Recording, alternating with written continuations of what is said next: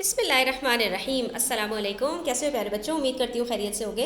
New syllabus mathematics book D1 के अंदर हमारे पास चैप्टर नंबर 5 में स्टार्ट हो रहा है एक नया टॉपिक अलजेब्रा का हवाले से, जिसमें हमारे पास लीनियर इक्वेशंस हैं और इसके अंदर हमें जो हमारे पास अननोन वेरिएबल होता है वो हमें उसकी वैल्यू फाइंड आउट करनी होती है। ठीक है, इसका कॉन्सेप्ट आप इस तरह से समझ लीजिए कि जैसे आपके पास एक अननोन अमाउंट हो, यानी नोन अमाउंट ना हो। जैसे फॉर एग्जांपल मैं कहूँ कि मेरी जेब में कुछ पैसे हैं, मुझे एग्जैक्टली नहीं पता कि मेरी जेब में कितने पैसे हैं, लेकिन जब उसमें मैंने $8 ऐड किए और उसके बाद मैंने सब पैसों को मिलाया, यानी जेब में से भी कुछ पैसे निकाले और $8 उसमें ऐड किए, तो मेरे पास कुल मिलाकर $15 हो गए। ठीक है, तो इसका मतलब ये हुआ कि मेरे पास जो अननोन पैसे थे अब वो मैं फाइंड आउट कर सकती हूँ। कैसे?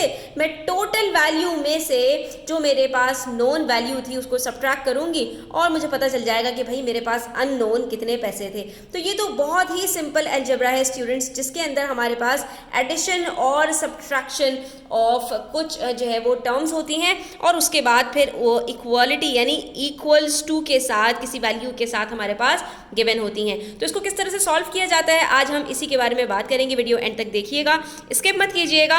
ये आप लोगों के लिए बच्चों नया टॉपिक है जिसको समझने में थोड़ा सा ट्रिकी लगता है शुरू में, लेकिन अगर आप कुछ टिप्स एंड ट्रिक्स के साथ इसको समझ लें तो फिर आपके लिए लाइफ टाइम ये बहुत आसान हो जाता है। ठीक है, स्टार्ट करते हैं क्वेश्चन नंबर 1 पार्ट ए से। अब इसमें आपका जो सारा फोकस होता है ना स्टूडेंट्स, वो होता है अननोन वैल्यू का, और आपने करना क्या होता है, आपने इस अननोन वैल्यू को अलग कर देना होता है, अकेले कर देना होता है। यानी जो इज इक्वल्स टू का साइन है इसके साथ आपके पास सिर्फ अननोन वैल्यू हो, चाहे एक्स हो, वाई हो, ए हो, बी हो, वट एवर इट इज। ठीक है, बाकी जो कुछ उसके साथ लगा हुआ है आपने कोशिश करके उसको दूसरी साइड के ऊपर भेज देना है। ठीक है, और दूसरी चीज़, ये जो आपके पास वेरिएबल दिया हुआ है, कोशिश कीजिए आपके पास इसके अंदर जो इक्वालिटीज़ होती हैं इसके अंदर आपके पास एक लेफ्ट हैंड साइड होती है और एक राइट हैंड साइड होती है। तो सबसे ज़्यादा अप्रोप्रिएट तरीका ये होता है कि आपके पास ये जो वेरिएबल है इसको आप लेफ्ट हैंड साइड पर रखें और इसको आप बिल्कुल अलोन अकेला कर दें और इसके साथ जो कुछ लगा हुआ है उसको आप राइट हैंड साइड पर भेज दें, तो आपका क्वेश्चन बड़ी आसानी से सॉल्व हो जाएगा। अब राइट हैंड साइड पे भेजने का तरीका क्या है, तो अगर यहाँ पर +8 के साथ बच्चों मैं इसको 0 बनाना चाहूँ तो मैं किस तरह से बना सकती हूँ? वेरी सिंपल, मैं ये करूँगी सिंपली कि x +8 के साथ एक -8 ऐड कर दूंगी। 8 - 8 क्या होता है? 0 होता है। तो यहाँ से क्या होगा? ये 0 हो जाएगा। लेकिन जब हम किसी भी इक्वेशन को सॉल्व कर रहे होते हैं जिसमें हमारे पास =2 होता है, तो अकेले हम कोई भी चीज़ ऐड या सब्ट्रैक्ट नहीं कर सकते। तो जब हम लेफ्ट हैंड साइड के ऊपर एक -8 ऐड करेंगे तो इसी तरह से सेम एक -8 हमें राइट हैंड साइड पर भी ऐड करना पड़ेगा। तो ये क्या होगा अगले स्टेप में? x हमारे पास यहाँ पर रह जाएगा, ये 8 - 8 से कट हो जाएगा, 0 हो जाएगा और हमारे पास दूसरी तरफ आ जाएगा 15 - 8, और जब 15 में से हम 8 को माइनस करेंगे तो हमारे पास बच जाएगा यहाँ पर 7। और ये क्या, ये तो हमें यहाँ पर एज इट इज़ पता चल गया कि x = 7, कुछ और करना बाकी नहीं रह गया और ये हमारा आंसर यहाँ पर एक स्टेप में ही आ गया।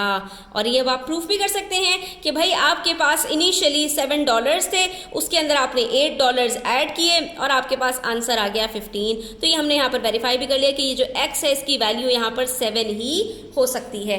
ठीक है, कितना सिंपल था स्टूडेंट्स।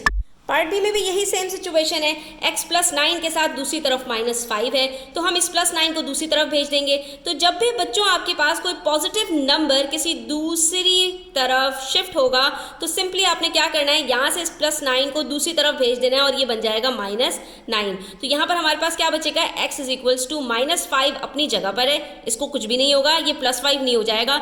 इसके अंदर बच्चे अक्सर गलती करते हैं, जब एक डिजिट को दूसरी तरफ भेज रहे होते हैं, एक नंबर को दूसरी तरफ ले जा रहे होते हैं, तो वहां पर जो ऑलरेडी मौजूद नंबर होता है उसकी साइन को चेंज कर देते हैं। नो, आपने बिल्कुल भी ऐसी गलती नहीं करनी। इसका आसान तरीका ये होता है कि आपने सिर्फ देखना है कि भाई हम किस चीज़ को दूसरी तरफ लेकर जा रहे हैं। x के साथ +9 है, उसको दूसरी तरफ लेकर जा रहे हैं हम, तो यहाँ पर सिर्फ और सिर्फ 9 की जो हमारे पास साइन है वो चेंज होगी। ये पॉजिटिव है तो ये दूसरी तरफ जाकर क्या हो जाएगी? -9 हो जाएगी। अब यहाँ पर x अकेला रह गया, उसके बाद हम -5 - 9, जब हमारे पास दो नेगेटिव इंटीजर्स जमा होते हैं तो हमने सिंपली क्या करना होता है, माइनस माइनस का रूल हमारे पास क्या होता है, प्लस हो जाता है। इसका मतलब है -5 और -9 को हमने आपस में ऐड कर देना है और हमारे पास यहाँ पर आंसर क्या आएगा 14। रुकिए ज़रा, यहाँ पर जब हमारे पास माइनस माइनस होता है या प्लस माइनस होता है या प्लस प्लस होता है या माइनस प्लस होता है, इन सूरतों में हमने इस चीज़ को भी ज़रूर देखना होता है कि हमारे पास जो ग्रेटर नंबर है उसकी साइन क्या है। तो यहाँ पर हमारे पास ग्रेटर नंबर की साइन माइनस है, तो आंसर भी हमारे पास यहाँ पर -14 आएगा। इसका मतलब है x इज इक्वल्स टू -14। अब ज़रा हम इसको प्रूफ करके देख लेते हैं। तो x की जगह पर रखिए -14 और प्लस रखिए 5, तो क्या आंसर -5 आता है। तो प्लस माइनस क्या होता है बच्चों, माइनस। इसका मतलब है हमें 14 में से 9 को माइनस करना है और 14 में से 9 को जब माइनस करते हैं तो आंसर क्या आता है 5। साइन लगती है ग्रेटर नंबर की, तो उसकी साइन क्या है, हमारे पास माइनस है, तो आंसर -5 आ रहा है जो कि ऑलरेडी हमारे पास गिवन है। इसका मतलब है हमारा जो सोल्यूशन है बिल्कुल सही है। पार्ट सी में इन्होंने क्या किया, वेरिएबल के साथ जो हमें यहाँ पर नंबर दिया है कांस्टेंट है, ये -5 दे दिया। अब जब हम इसको दूसरी तरफ लेकर जाएंगे तो ये क्या हो जाएगा, +5 हो जाएगा, क्योंकि उसको यहाँ पर कट करने के लिए हमें एक +5 चाहिए। तो यहाँ पर भी हमारे पास क्या आएगा, +5 आएगा। तो ये बच गया x इज इक्वल्स टू 17। ये तो एज इट इज़ है ना, ये हमने एज इट इज़ लिख दिया। ये -5 दूसरी तरफ जाकर क्या हो रहा है, +5। अब 17 + 5 कितना होता है, वेरी सिंपल, ये हमारे पास यहाँ पर आंसर आ गया 22 x इज इक्वल्स टू 22। 22 - 5 क्या होता है, 17 होता है। यहाँ पर बात प्रूफ भी हो गई। इसी तरह पार्ट डी में भी हमारे पास y के साथ -7 है, इसको हम दूसरी तरफ लेकर जाएंगे तो ये क्या हो जाएगा, +7 हो जाएगा। y को हमने एज इट इज़ रखा, -7 को यहाँ से कट किया और दूसरी तरफ लेकर गए तो ये क्या बन गया, +7। अब माइनस प्लस हमारे पास क्या होगा, माइनस होगा। 7 - 3 कीजिए, आंसर क्या आता है, 4 आता है। साइन किसकी लगेगी, ग्रेटर नंबर की पॉजिटिव है तो ये पॉजिटिव हो जाएगा। y is equals to 4। अब आप यहाँ पर देख भी लीजिए, 4 - 7 करेंगे हम तो प्लस माइनस क्या होता है, माइनस होता है। 7 - 4 आंसर क्या आएगा, 3 आएगा और साइन ग्रेटर नंबर की नेगेटिव है तो आंसर -3। यहाँ पर हमारे पास जो प्रूफ है वो बिल्कुल करेक्ट है। इसी तरह कभी कभी हमारे पास डेसिमल्स भी आ जाते हैं, तो आपने परेशान नहीं होना, ये कोई नई चीज़ नहीं है। डेसिमल्स के अंदर भी प्लस माइनस तो हम उसी तरह करते हैं जैसे हम होल नंबर्स में करते हैं। तो अब यहाँ पर y के साथ हमारे पास जो 0.4 है इसको हमने दूसरी तरफ भेजना है, तो ये क्या हो जाएगा, हमारे पास नेगेटिव हो जाएगा। तो ये y एज इट इज़, ठीक है, ये कट हो गया यहाँ पर।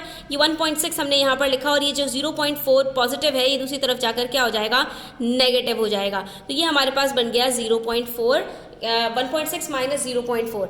अब यहाँ पर हमने इसको सिंपली जाकर साइड में माइनस कर लेना है, तो यहाँ पर आप माइनस करके देख लीजिए कि आंसर क्या आता है। जब हम इसको माइनस करेंगे तो हमारे पास यहाँ पर आंसर आ रहा है 1.2। तो इसका मतलब है y इज इक्वल्स टू 1.2, ठीक है। तो ये डेसिमल में भी आपके पास आ सकता है, इसमें कोई इशू नहीं है।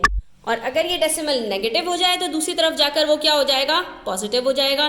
तो ये y हमने यहाँ पर लिखा, ये -2.4 को हमने कट किया और 3.6 को हमने यहाँ उतार दिया। ये जो -2.4 था ये दूसरी तरफ जाकर क्या हो जाएगा, +2.4। अब आपने इन दोनों को प्लस कर लेना है क्योंकि दोनों पॉजिटिव हैं। 3.6 + 2.4 आंसर आ जाता है हमारे पास 6.0, यानी y इज इक्वल्स टू 6। 6.0 नहीं लिखना होता स्टूडेंट्स, जब भी पॉइंट के बाद आपके पास 0 आ जाए तो इसका मतलब है कि वो आपके पास एग्जैक्टली होल नंबर में आंसर आया है, ठीक है। इन चीज़ों का आप ध्यान रखा कीजिए। यहाँ पर आप 6.0 लिखेंगे तो भी गलत नहीं होगा, लेकिन अप्रोप्रिएट ये होगा, एग्जामिनर को पता चलेगा कि बच्चे की अंडरस्टैंडिंग क्लियर है, तो आप यहाँ पर 6 लिखें, ज़्यादा आपका अच्छा आंसर होगा। पार्ट जी में यहाँ पर इन्होंने आपको थोड़ा सा कंफ्यूज करने के लिए सिर्फ और सिर्फ क्या किया, डिस्पोजिशन कर दी, यानी वेरिएबल को बाद में ले आया और जो कांस्टेंट था उसको आपको पहले रख दिया उन्होंने। तो इससे आपको घबराने की ज़रूरत नहीं है बच्चों। यहाँ पर आपको ये पता होना चाहिए कि -3 + 2 का आंसर भी -1 आता है और 2 - 3 का आंसर भी -1 आता है, ठीक है। इसका मतलब यहाँ पर कि अगर हम जो नंबर्स हैं उसको प्लस और माइनस कर रहे हों और उनकी हम पोजीशन को आगे पीछे कर दें तो उससे हमारे आंसर के ऊपर कोई फ़र्क नहीं पड़ता। तो अगर मैं यहाँ पर लिखूँ a - 2.7 या मैं लिखूँ -2.7 + a, दोनों का मतलब एक ही है। करना आपने वही है कि a को आपने एज इट इज़ यहीं पर रखना है, -6.4 को अपनी जगह पर रखना है। सिर्फ और सिर्फ ये जो -2.7 है इसको आप दूसरी तरफ लेकर जाएंगे तो ये आपका क्या हो जाएगा, -2.7 से 2.7। ठीक है, तो इसके अंदर आपको घबराना नहीं है, परेशान नहीं होना, कंफ्यूज नहीं होना। उसके बाद आपने देखा कि भाई ये जो दोनों नंबर्स हैं इनकी साइंस क्या हैं, ऑपोजिट है, प्लस माइनस हो रहा है, तो इसका मतलब है यहाँ पर हमें इसको माइनस करना पड़ेगा। 6.4 को माइनस करेंगे 2.7 के साथ, तो हमारे पास यहाँ पर आंसर क्या आएगा ये आप देख लीजिए। ये बन गया हमारे पास 3.7, तो ए हमारे पास आएगा 3.7 और साइन लगती है ग्रेटर नंबर के 6.4, बड़ा है 2.7 से, तो ये हमारा आंसर आ जाएगा -3.7। तो स्टूडेंट्स यहाँ पर हमारा क्वेश्चन नंबर 1 कंप्लीट होता है एक्सरसाइज 5.5A का। आई होप स्टूडेंट्स कि आपको ये सिंपल से जो लीनियर इक्वेशंस हैं ये समझ में आए होंगे। इंशाल्लाह इस तरह के मजीद क्वेश्चंस हम सॉल्व करेंगे। वीडियो एंड तक देखने का बहुत शुक्रिया। वीडियो अच्छी लगी हो तो लाइक कीजिएगा, अपने फ्रेंड्स के साथ शेयर कीजिएगा, चैनल सब्सक्राइब नहीं किया तो सब्सक्राइब कर लीजिए। अपना ख्याल रखिएगा। अल्लाह हाफ़िज़।